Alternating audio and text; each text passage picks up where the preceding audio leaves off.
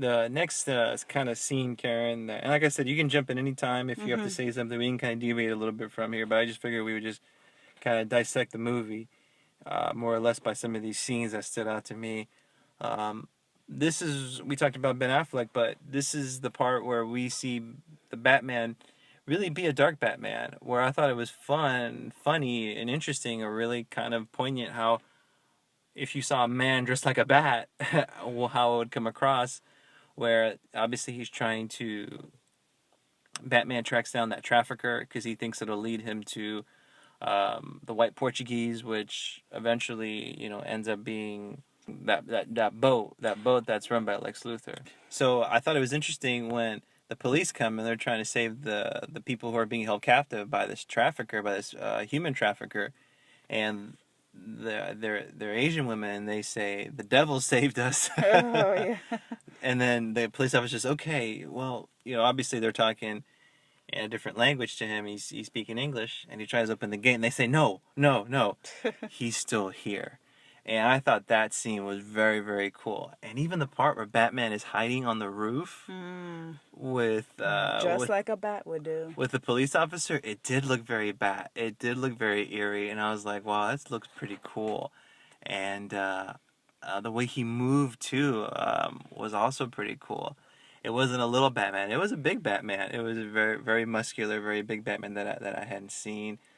Very gritty. So I really like that scene, and it is interesting because to a certain extent, I could see where people would see Batman as kind of like a devil. I never heard it refer him. I never had heard him referred to that. And Batman's been referred to so many things: Cape Crusader, Dark Knight. But I could see where some people, especially criminals, he would be the devil. After that scene with human trafficking plays out, then we're kind of introduced to Jeremy Irons as Alfred, who I think did really well in this movie. He didn't get a lot of opportunity, I'd say, to flesh out his character or be more involved, like let's say Michael Caine was Nolan trilogy. in the Nolan trilogy. But I definitely liked that he was definitely more hands on. He was less Butler, more sidekick. And I like the fact that he was just kind of not giving Bruce Wayne any type of slack. He wasn't giving him any type of space. He was telling him what he thought, that he didn't think he should go to war with Superman, that he wasn't his enemy. Great job by Jeremy Irons. And he really gives some good monologues in there where he says, that's how it starts. I mean, it's in the trailer. That's how it starts, the fever, the anger that turns good men bad.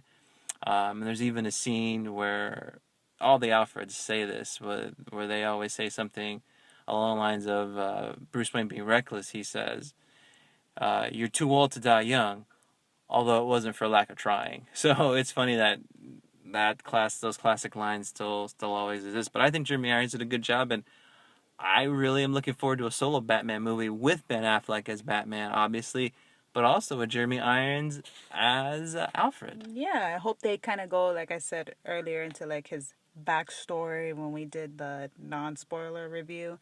I think that would be really cool because when you think about it, we haven't really seen a backstory to Alfred, or and how him and Bruce Wayne really met. And we know he's been part of Bruce Wayne all his life and everything, so I think that would be cool to show that. And like you said, Jeremy Irons, well done. And I think that was cool how he was testing like the microphone, for Oh yeah, and he got that dark voice. yeah. So did you like the voice, by the way? I did like the voice. I Me think too. Batman should always have that kind of voice and Me stuff. too. Instead of what Christian Bale's Batman was kind of doing, where he's trying to force it like this, and it's like, whoa, Christian! Yeah. It wasn't even like that. It was like just, I kind of like the fact that it was distorted like that. I think it should have always been like that. Before we move away from Alfred, to a certain extent, Karen, I want to talk about the Batcave scenario that they had going on there. I thought that was pretty cool. It was. It wasn't too over the top because I could see them saving that for a solo Batman movie.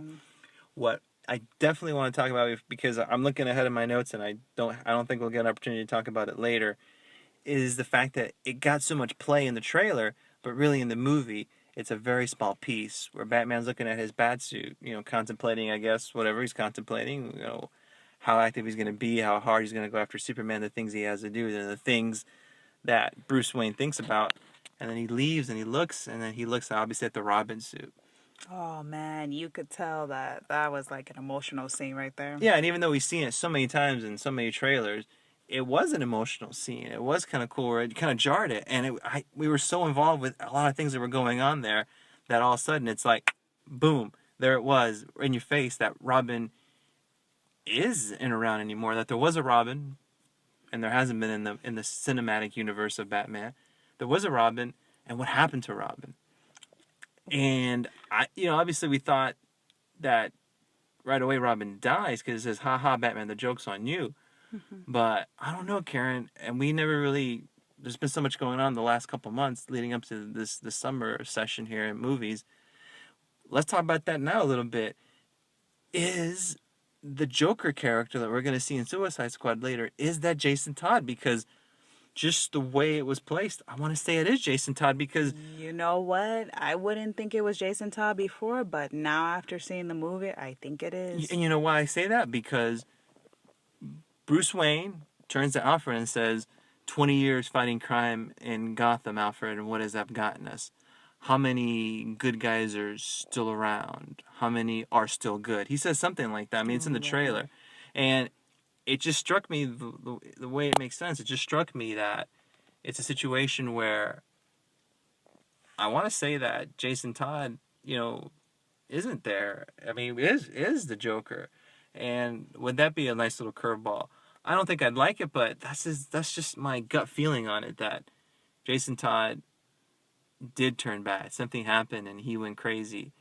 Or maybe there was an original Joker and he somehow turned Jason Todd. I don't know, something along those. That's just my feeling. That's the impression I'm getting. I don't think they're gonna go that route. I can see why. It's a pretty interesting theory, but I don't think they're gonna go that way.